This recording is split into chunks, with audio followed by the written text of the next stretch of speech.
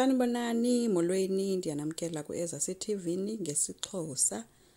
Umseleku ukwilali ebizwa ngephungashe esePortshepstone emzini katata uNcamu.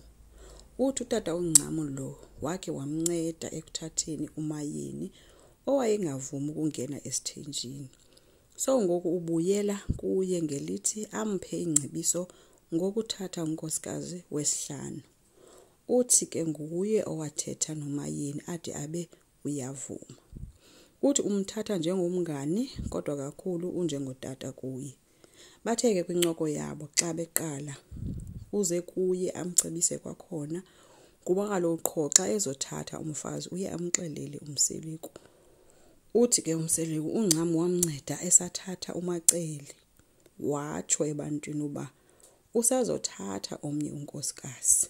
Leyo ke into yeyo eyamenza uba avuleleke indlela.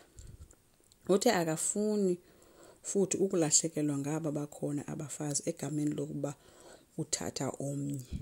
Uthe ke ukhona umbono anawo utata uNcamu uyawazi ngokuthatha amakhosikazi. Wake wamxelela. Yiyo loo nto efuna uthatha omnye umakoti. uNcamu ke uthe kuye kuyavakala. Etsho ethi enye into abanye abafazi bayoyika.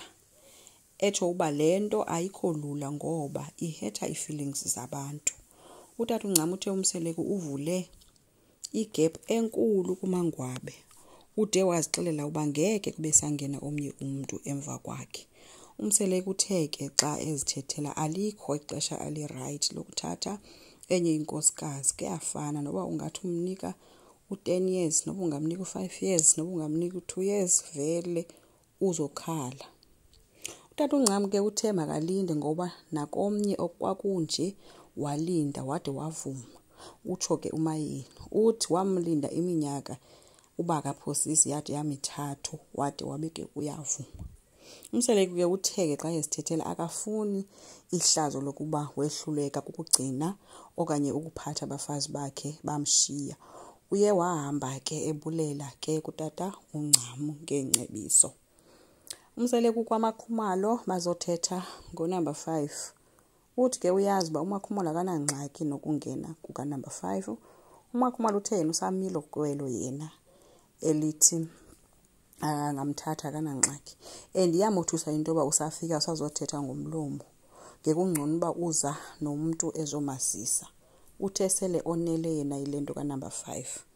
Umseleku uthe ke xa sele ekhona lo mntu umcelela usuku kwiintsuku zakhe uMakhumalo. uMakhumalo uthe le nto yena wakhe wayenza encedisa umthombeni ukwakha umzi wakhe kumbali. Uthi wanika ixesha lakhe lokulala, wayelala kwambali. Kwa umbali wayesiza zolala kwakhe balale bonke pha ukwenzela uba iintsuku zakhe bohlulelana kuzo. So uthi ke uba akaxoki waphela unyaka isenzeka loo nto.